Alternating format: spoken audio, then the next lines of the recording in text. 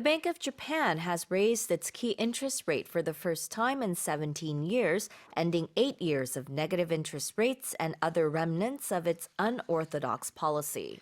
일본 중앙은행인 일본은행이 그간 시행해왔던 이례적인 마이너스 금리 정책 및 기타 관련 조치들을 해제하면서 17년 만에 처음으로 기준금리를 인상했습니다. Tell us more. Right. So the Bank of Japan, it made the first interest rate hike in 17 years. It's marking a very historic shift away from its focus on reflating growth with decades of massive monetary stimulus. So although it is the first rate hike, the interest rate is still around zero as the economic recovery is still seen to be very fragile and it's forcing the central bank to go slow on further rises in borrowing costs. So according to the BOJ governor, he said that we reverted to a normal monetary policy targeting short-term interest rates as well as with other central banks because we've been seeing a lot of other countries trying to, move away from this policy to pop up growth through cheap money and unconventional monetary tools. And they say that if this trend inflation heightens a bit more, it might lead to an increase in short-term rates. But of course, they never say, oh, we're going to do this. Right, It's of course. very, they don't elaborate on, when it's going to be or what the pace will be like. But economists are saying that the elimination of negative interest rates in Japan, it kind of signals the Japanese central bank's confidence that Japan has kind of emerged from the grip of deflation. Exactly. 우리가 영하 아니면은 마이너스라고 하는 거를 영어식으로는 역시 마이너스라고 할 수도 있고요. negative라고도 합니다. 그래서 negative interest rates, 이 마이너스 금리였던 것이 이번에 0.1%포인트 오르면서 0에서 0.1%의 이제 금리, 적어도 이제 마이너스는 좀 벗어났다. 이렇게 볼 수 있겠고요. The first expression here is the remnants of something. Remnant. So it's something that's remaining. So it's a small piece or amount of something that's left from a larger original piece or amount. 네, 남은 부분, 이게 유물이라는 뜻이 될 수도 있고요. 나머지라는 뜻이 될 수도 있는데 M하고 N이 옆에 나란히 있습니다. remnant, R-E-M-N-A-N-T. 자, 그다음에 unorthodox policy. Right. So when we're talking about orthodox policies, it's something that's usual or expected. So if it's unorthodox, it's different from what you expected or different from what is usual. And it refers to, it could be behaviors, ideas, methods, or even policies. Exactly. Some articles called it Japan's radical approach, or in this case, policy. But unorthodox is the word used here. 비정통적인. orthodox가 정통의란 뜻이 있는데요. unorthodox policy. 그러니까 좀 이례적인 그런 정책이라고 볼 수 있겠습니다. 자, 다시 한번 읽어볼게요. The Bank of Japan has raised its key interest rate for the first time in 17 years, ending 8 years of negative interest rates and other remnants of its unorthodox policy. Now let's move on to the next headline. A heat wave stifling Brazil has set new records with Rio de Janeiro's heat index hitting 62.3 degrees Celsius, the highest in a decade, according to weather authorities. 브라질에 숨막히는 폭염이 이어지면서 리오데자네이루에서는 체감온도가 역대 최고 수치인 섭씨 62.3도를 기록했다고 현지 기상 당국이 밝혔습니다. 와, 어떻게 하면은 체감온도가 60도가 넘어요. So, we're not talking about the actual temperature Of course, rising up to right. 62.3 degrees. It's the heat index, which is a measure of what it feels like. So it takes into account the humidity levels as well.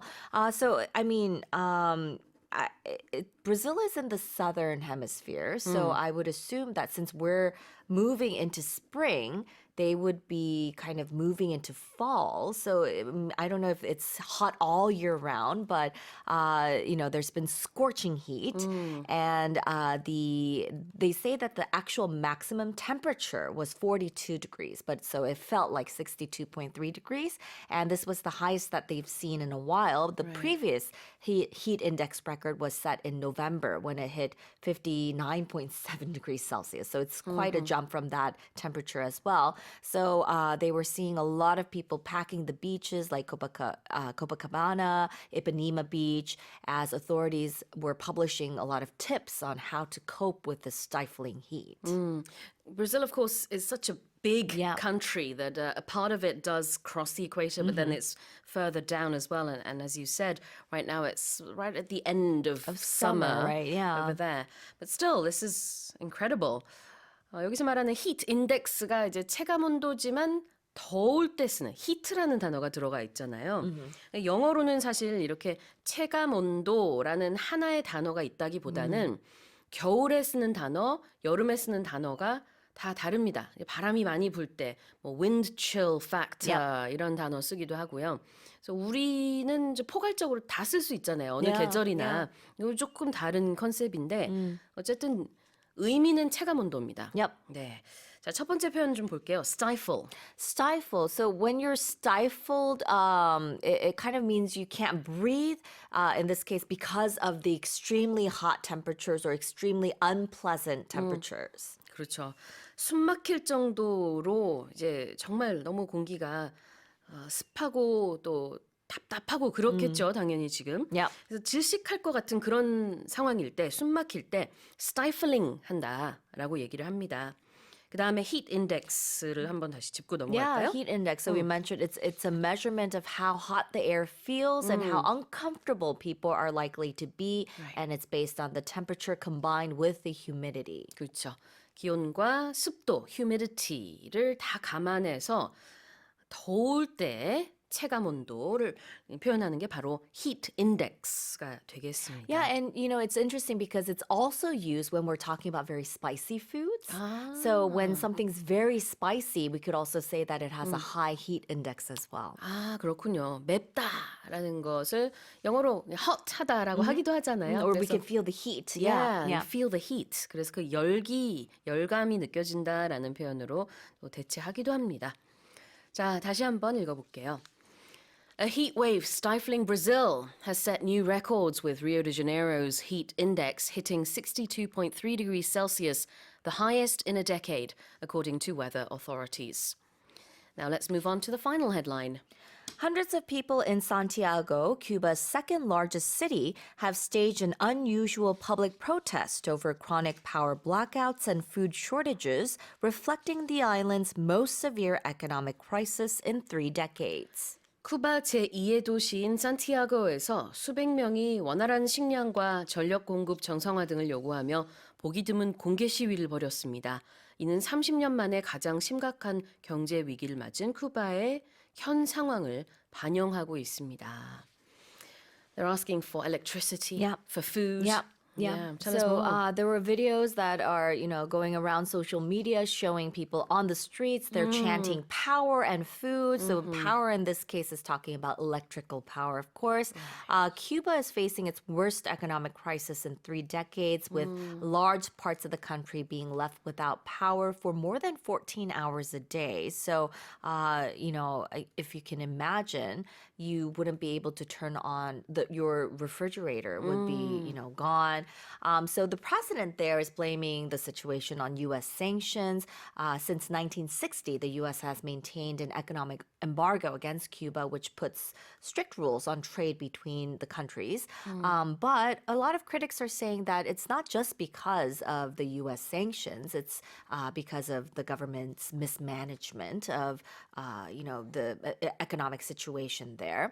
The economy, it's been in dire straits in recent years. Of course, the COVID-19 pandemic put further strain on the country, and this has led to shortages of food, fuel as well as medicine. Last month, the government asked the UN's food program to help with food shortages, and it sent an unprecedented request for assistance in providing powdered milk to children under the age of 7. So just with that, we can see how severe the situation is. Exactly.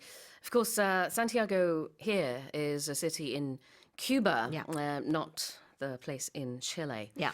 The first expression to look at is to stage something. Right. To stage something, we could be talking about putting on a performance or a play, but in this case, it would be to organize an event. 그래요.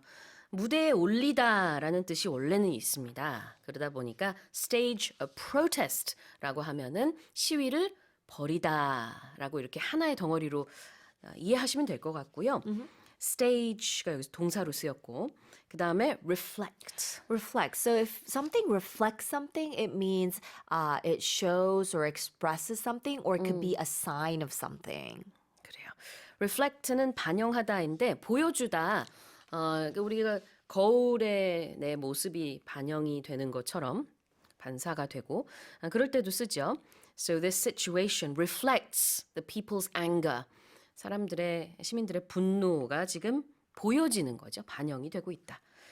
자, 다시 한번 읽어보겠습니다. Hundreds of people in Santiago, Cuba's second largest city, have staged an unusual public protest over chronic power blackouts and food shortages, reflecting the island's most severe economic crisis in 3 decades. Well, that's it for today's headlines.